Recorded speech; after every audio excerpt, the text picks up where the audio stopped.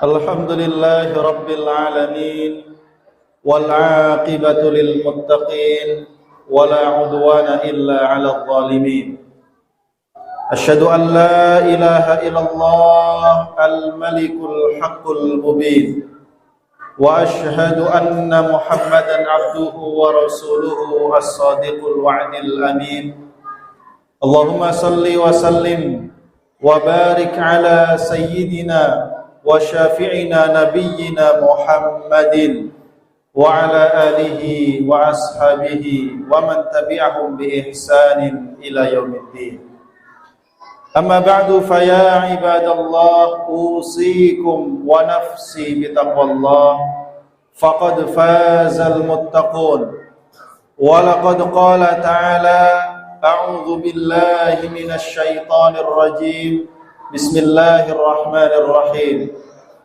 يا أيها الذين آمنوا اتقوا الله ولتنظر نفس ما قدمت لغد واتقوا الله إن الله خبير بما تعملون وقال أيضا يا أيها الذين آمنوا اتقوا الله وقولوا قولا سديدا يصلح لكم أعمالكم ويغفر لكم ذنوبكم ومن يطع الله ورسوله فقد فاز فوزا عظيما صدق الله العظيم. Ma'asyiral muslimin, jamaah salat Jumat yang dimuliakan Allah Subhanahu wa taala. Marilah dalam momen Jumat yang mulia ini, dalam waktu ibadah Jumat yang singkat ini, kita benar-benar memfokuskan diri kita untuk menunjukkan penghambaan diri kita dengan ibadah Jumat secara totalitas untuk Allah Subhanahu wa taala. Maka marilah sejenak kita tinggalkan seluruh urusan duniawi kita. Kita tinggalkan seluruh urusan-urusan di luar urusan kita dengan Allah Subhanahu wa taala. Marilah kita duduk fokus mendengarkan khutbah, melaksanakan salat Jumat dengan khusyuk. Tinggalkan seluruh urusan kita di dunia ini.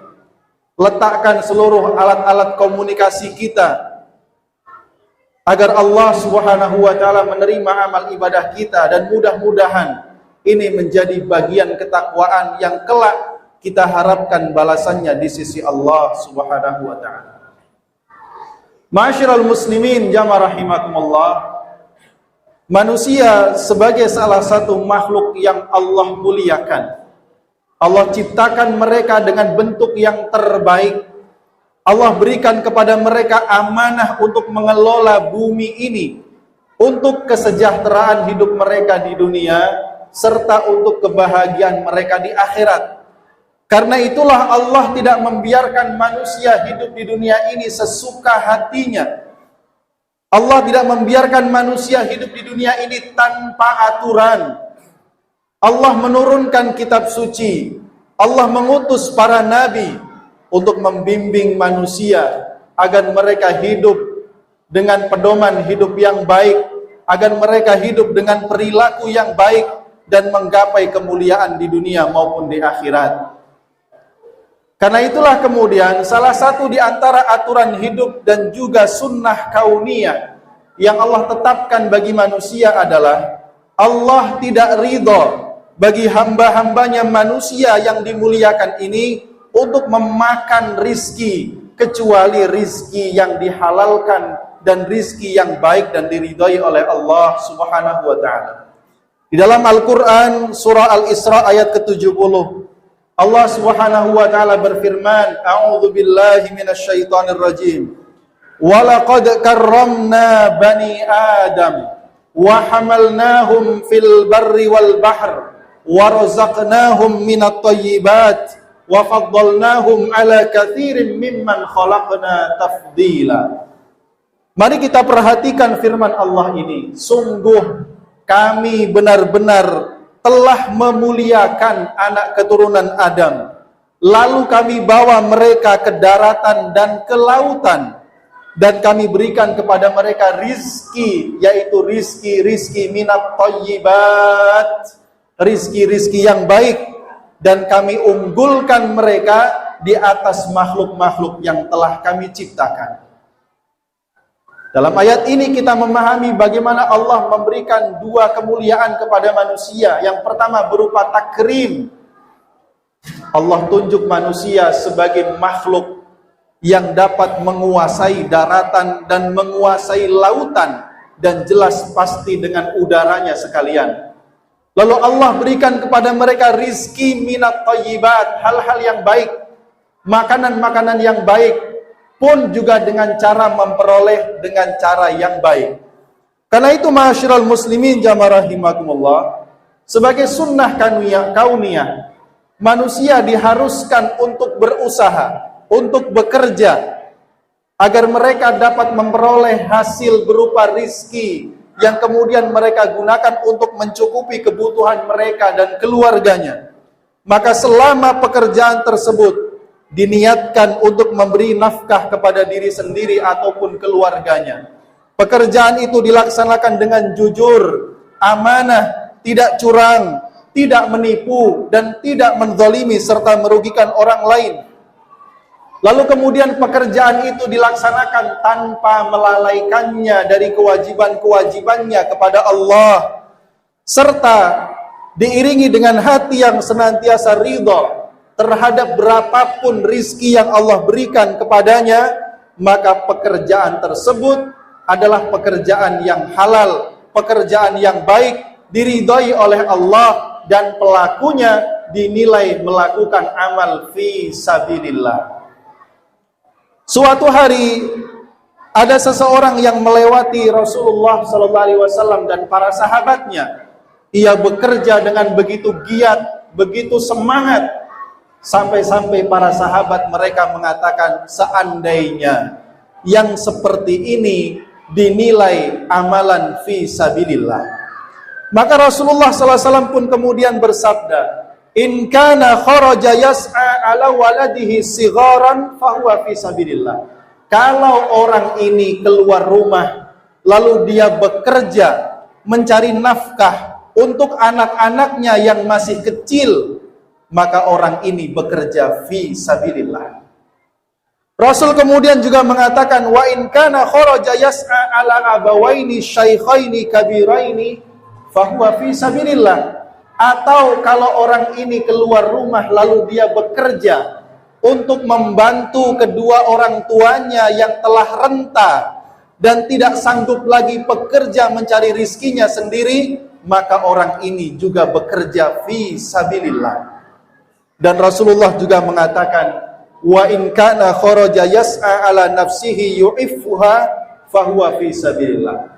Dan kalaupun orang ini bekerja hanya untuk mencukupi kebutuhan dirinya sendiri, karena ia mungkin belum berkeluarga dan kedua orang tuanya masih sanggup mencari rizki, dia bekerja untuk menafkahi dirinya sendiri agar hidupnya mandiri dan tidak menggantungkan hidupnya kepada orang lain dengan meminta-minta, maka sungguh anak muda ini juga bekerja fi sabilillah. Ma'asyiral muslimin jamaah rahimakumullah. Maka dengan ini kita memahami bahwa bekerjanya kita di luar rumah, ada yang 8 jam, 10 jam, 12 jam, bahkan kadang lebih dari itu.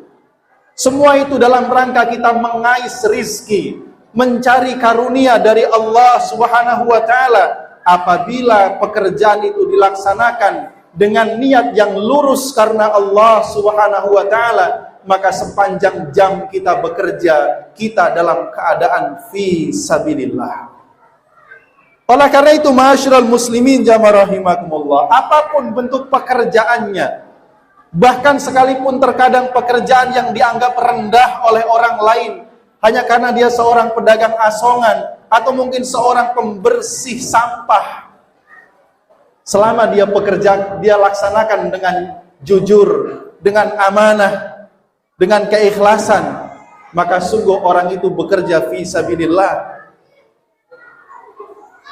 Karena itulah kemudian Rasulullah SAW sangat mengecam orang-orang yang menggantungkan hidupnya dari orang lain dengan meminta-minta. Rasulullah SAW bersabda, man sa'ala min ghairi faqrin faka'annama ya'kulul jamr. Barang siapa yang meminta-minta padahal dia tidak fakir, maka seolah-olah dia memakan bara api neraka. Dalam sabdanya yang lain Rasulullah sallallahu alaihi wasallam mengatakan, ma yazalur rajulu yas'alun nas hatta ya'tiya yaumal qiyamati laisa fi wajhihi muz'atu lahmin.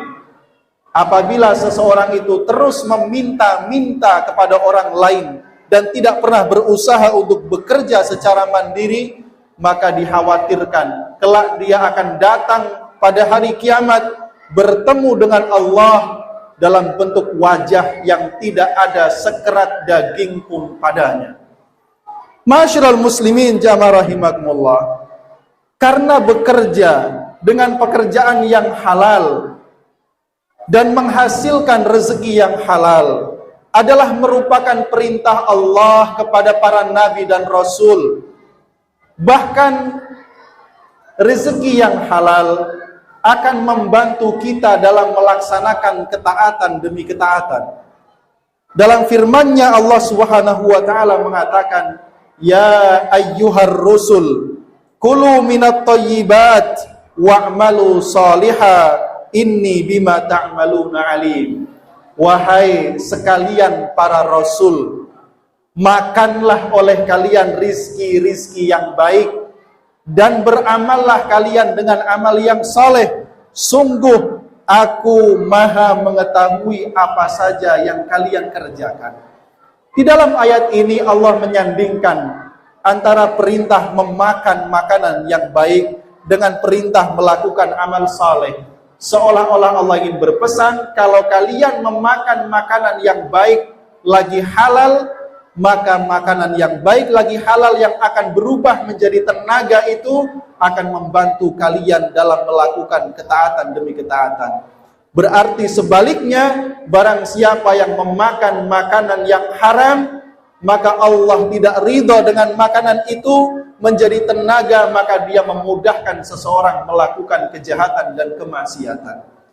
Ma'asyiral muslimin rahimakumullah. Oleh karena itu, cukuplah berita gembira ini menjadi penyemangat kita, agar kita, para kepala rumah tangga, para lelaki, bersemangat untuk bekerja, menyibukkan diri dengan pekerjaan yang halal, menghasilkan rezeki yang halal, yang akan kita makan untuk diri kita sendiri, atau kita suapkan kepada anak-anak dan istri kita, atau bahkan kepada orang tua kita dan saudara-saudara kita.